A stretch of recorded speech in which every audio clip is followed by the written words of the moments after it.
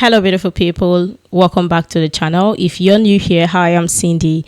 Welcome to the channel. Today's video is quite an interesting one, and I saw this title and it was really captivating, which reads, I spent 5 months in Britain and now I can't go back.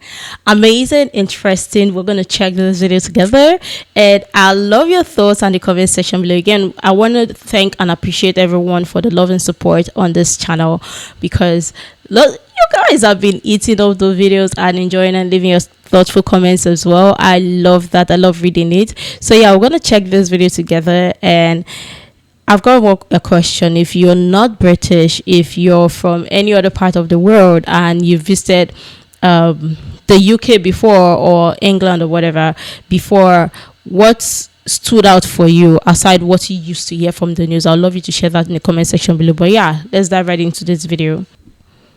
As an American, experiencing British Q culture has been some of the most revolutionary things I've ever experienced in my entire life. Like, you have no idea what you have until you've experienced British Q culture, because it's civility at its absolute peak. This is why there are 10 reasons why I believe I'm more British now than I am American. The reason number one is queuing. Queuing is one of the things that I've just absolutely become enamored with. Okay. We just 100% fall in. It is just so easy for us at this point to just become one with the British Q.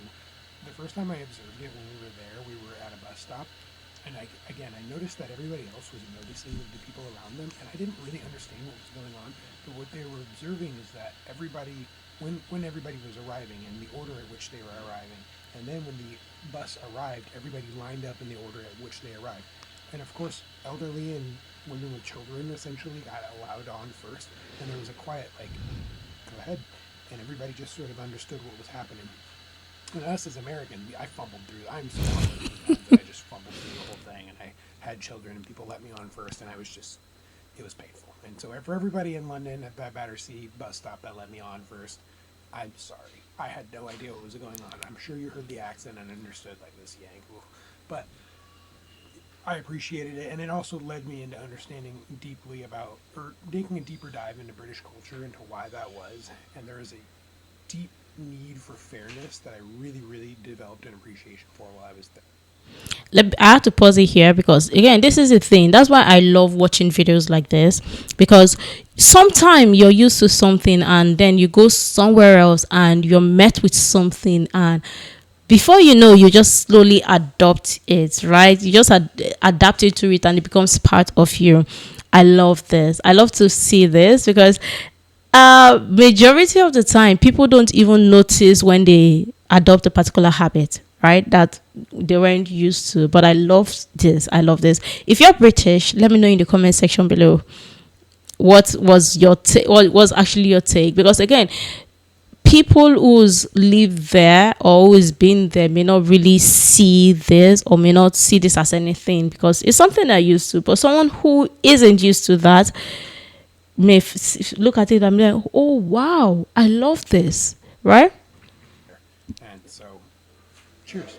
Which leads me into number two, the reflexive sorry. That is one of the things that I've always done. I've always been someone who has instinctively apologized for things that I'm not even necessarily at fault for. But it's something that is also very ingrained into your culture, and that's because I do believe that a lot of that comes from fairness, willingness to accept fault, even if it is not your fault, because you understand that it's best to just, hey, my bad, let's continue to move on, rather than have a confrontation that's unnecessary. I come from a culture that's the opposite.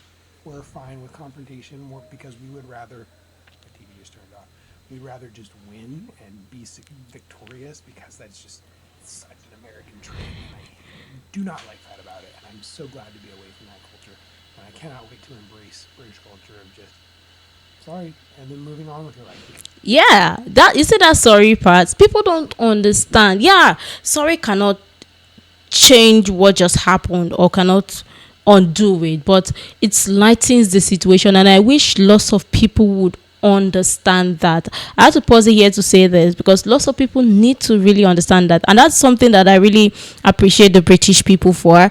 And sometimes people say, there's no need to apologize. Yeah, but again, that the thought of you apologizing or just trying to make light of the situation so somebody doesn't feel, because there are some people who they don't know how to apologize. Some people they've never said sorry before in their life, and they're going to a completely new place and they always want to be like, just like what he said, like this confrontation and all of that, like everything is by force. Is I no go agree, I no go agree, I no go agree. Come on, there comes to a point in your life where you really need to like take accountability, have that self-reflection, and understand that, yeah, sometimes just apologize and walk away and just let it go.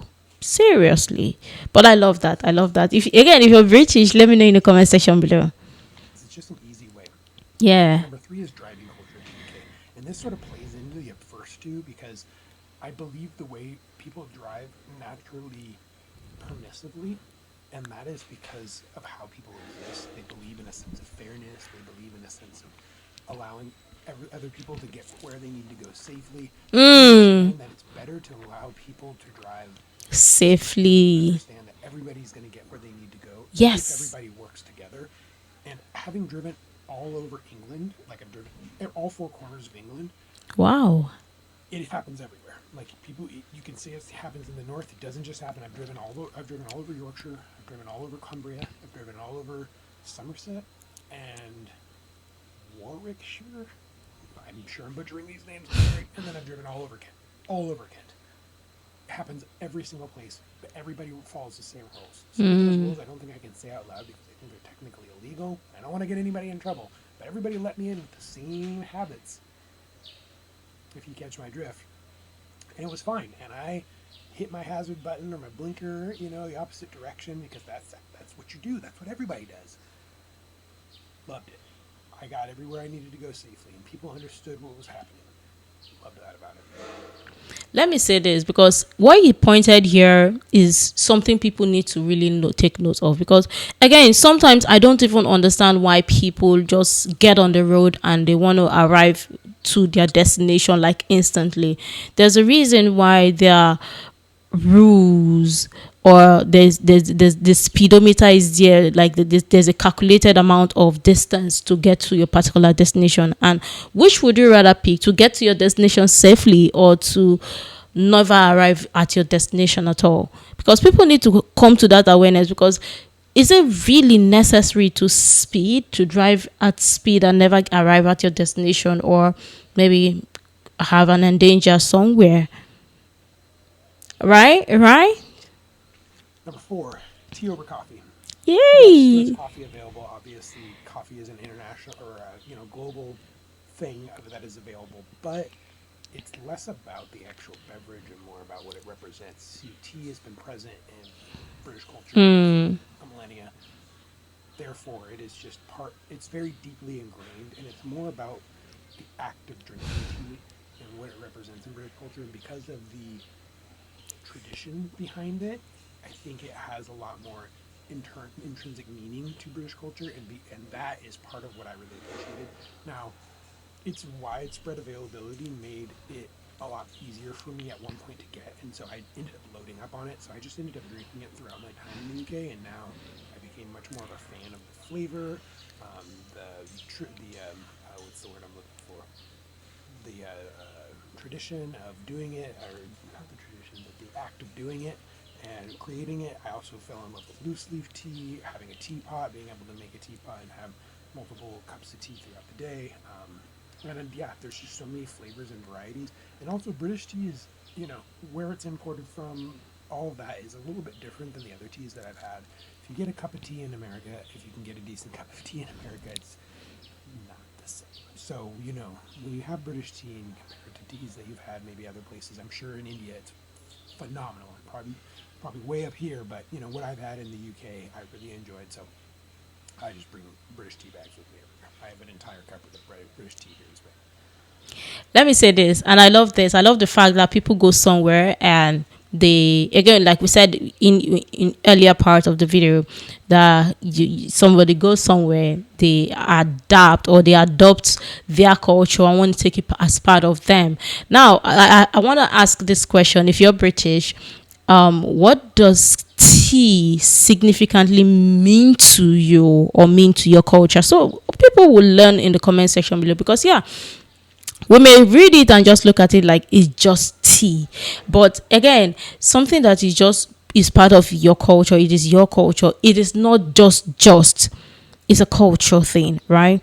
And it has a significant meaning, right? That people just hold on. Yeah, we get it. There's coffee, there are other things people drink and all of that, but tea, I believe there is a significant meaning to it. Or even if there is no significant meaning, I mean, I'm talking about you personally, like, what does it really mean to you, right? Or is there any significant meaning it has to you? I would love you to share that in the comment section below. Um, Number 5 is weather as small talk. I now also just carry this with me everywhere I go. That It part. comes up everywhere I go, and it also is it's a interesting societal adhesive in the UK. Everybody understands what it means and what it represents, and it's something that bonds the culture. But actually, I've found that everywhere I've gone, it has helped connect people People, in a very yes. interesting way. Like, I didn't bring it up. There are topics that bond people in the United States that are very different. Mm. What do you do? Where, de donde eres? Where are you from? Because the United States is so big, a lot of times, and this is where most people travel in the United States, or most Americans travel in the United States. They don't travel outside of the United States. It's fun for people to say, "Oh, I'm from New York. Oh, I've been to New York. I love New York. These are the things I love about it. Oh, I'm from Kansas. My uncle's from Kansas. He's from this part of Kansas." That's what connects people. Here, I feel like speaking about work isn't as common. Maybe even in some parts, it's not necessarily encouraged to speak about those things. Yeah. The weather is a lot more bonding, and then you can maybe bridge into other topics once you get more connected with people, and I love that about it. This part is so true, but I want to ask questions like, um if you're not British, I'm going to throw this question to people who are not British, who maybe visited UK, and at first they never knew how to adapt into it. How did you feel at first, especially with trying to engage into conversations and realizing that, oh, this person is not into this type of conversation, and slowly you're slowly learning the kind of conversation, or how to hold conversations that um will not be too, how do I put it, not too poking or getting into other people's business that they don't want to share, right? Let me know your thoughts in the comment section below, because again, we understand that there are people who just are not ready to just talk, or just talk. They just want to say, oh, hello, hi, hi, hi. And maybe when they are seated in a close to each other, they just want to say something that everybody relates with, right? Because it's relatable, right? Number 6, the way people treat children. mm, I have loads of videos on this. Our time in the UK, one of the most illuminating experiences I had was at a park in Edinburgh. It's one of the most first international experiences that we really had. We had stayed some in Sheffield, which was also a very international experience, but Edinburgh is just a massive, or well, it's not a huge, massive city compared to, maybe London, for example, but it's a big city, very international. And I was sitting there next to parents, next to French parents, next to Iranian parents, next to Indian parents, next to Pakistani parents, next to Danish parents, next to people who I didn't even recognize their accents, parents, and it was this one just like bonding experience. Like, the UK is built like diverse. a melting pot of these cultures, and many more languages are often represented. In the Yes. United States, sometimes there are parts where there's a lot of that, but here, because there's so many, way more access to European nations that have Yes. languages, there they all were. Here were so many different nations that just had this confluence in Edinburgh that were here to, see the same things that I was, all hanging out. All of our kids were playing together, whether or not they could communicate, getting along just fine. And it was this really beautiful moment Beautiful. of unity that I just absolutely loved. And it took me aback. It was a really proper introduction to the UK, honestly, and I felt an immediate pull to this Hmm. culture at that time. I felt 100% aligned with many British values that we had been taught about, but I hadn't seen in action, and there they were. And it was just like, this is what I believed many British values stood for, which So is diversity, yeah. inclusion, all of those things represented, and don't get me wrong, nobody's perfect. I'm not saying that, the UK has it all figured out, because I know they don't, and I know that there's plenty of struggles, but I also know that they have fought for many of these types of things, and I also know what happened in the world wars, and I think many of the things were represented in that moment and in a beautiful microcosm, and I think that's what's so amazing. Phenomenal. Yeah. Number 8 was the Sunday roast. I love good Sunday roast. I had never ever heard of anything like this. I don't know that my wife had either. She's more of an Anglophile than I am, and she knew a lot about British culture before I had ever gone. Wow. Never in my life had I heard about the concept of the food or the concept of the gathering, and it was amazing. So once we found out about this, also just the sheer volume of available delicious vegetarian food. Like when we sat down for a Sunday roast, I definitely grown. I'm a vegetarian. I was like, great. There's gonna be some meat available for everybody but me, so I'll just eat whatever piece of bread you have available and maybe some roast vegetables. They were like, "Sir, are you new?" And I was like, "Yeah, I am new." Like, we have an entire menu for vegetarians. Here's Hmm. which one do you want? And I ended up getting some, at that time, walnut roast, which was phenomenal. Hmm. Blew my mind. And so there's not only walnut roast, there's vegetarian gravy, all sorts of options, and then like a pavlova for dinner, which I know isn't British, but it was amazing anyway. So fantastic. Amazing.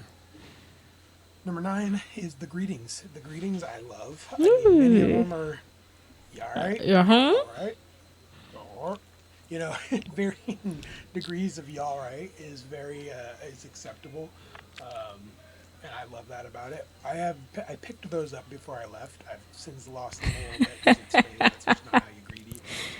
More buenos dias, but I love that style of greeting, and once it became second nature to me, it was very very easy and natural, um, and so I love that being a part of that culture, being a Culture. part of that that was there. Yes. It was very easy for me to fall back into. Um, yeah, and then the final one is that I am a naturally reserved person. So, despite the stereotype around loud Americans, I have a reserved public affect. I am a quieter person. You can probably even hear it in my videos. Sometimes I'm harder to hear than the average person because I am not a loud person. And so when I am around people who aren't very intrusive, aside from my children being children because they are naturally loud, I love British people and their natural reservation because I am that person. So big ups to British people and British culture for welcoming us in. Amazing. Everybody is very incredibly generous and lovely to us, and we cannot wait to come back. I don't know exactly Hmm. when we'll be back, but if you want to see more from us, give me a subscribe here. You'll see when we come back, and then follow us on all of our socials. I'm Zach Moves Abroad. My wife is Rebecca Moves Abroad, and we'll be back before you know it. Amazing. Incredible. I love this. I love the fact that when people move or go visit a new country or visit somewhere else, they learn something and they take up something, adopt it to be part of them, right? And this is the reason why when I saw lots of those videos where Europeans, Britons, and all of that, they visited America for the World Cup and they were amazed by what they saw. They were amazed by the size of everything, the food portion sizes and all of that. It's exciting to me because I love seeing people adopting or learning about other people's culture and maybe taking it home with them as well, and also respecting other people's culture, which is very important. And I love the fact that again, this is his experience. Everyone's experience is not going to be the same, but again, lots of people have had one of the great experience when or best experience when they move to someplace new, and when they share their experience, it just is an eye opener for a lot of people on what to expect, because again, one person's experience may differ from someone else's experience, right? But Everything is shared here is beautiful, and I love that it's his own experiences, his perspective. So people should also remember and also understand that you may travel or you may go to a particular place and you may not experience or have the exact same experience as somebody. Doesn't mean that the other person is not telling the truth, because that's their perspective, that's their experience, right? And it's always going to be different depending on where you visit or where you go and the places you go to or the people you even hang out with, right? But let me know what your thoughts are in the comment section below. If you've ever visited a new country before, what stood out for you, and was there any part of the culture that you slowly found yourself doing or adopted into to yourself and became part of you, or part of the culture, or you became part of the culture, you slowly wanted to become part of the culture? Let me know your thoughts in the comment section below. As always, be respectful and be mindful in the comment section below, and respect other people's culture. I always am a firm believer of that. Make sure to like, comment, share, subscribe, and all that stuff. And until next time, see you in the next video.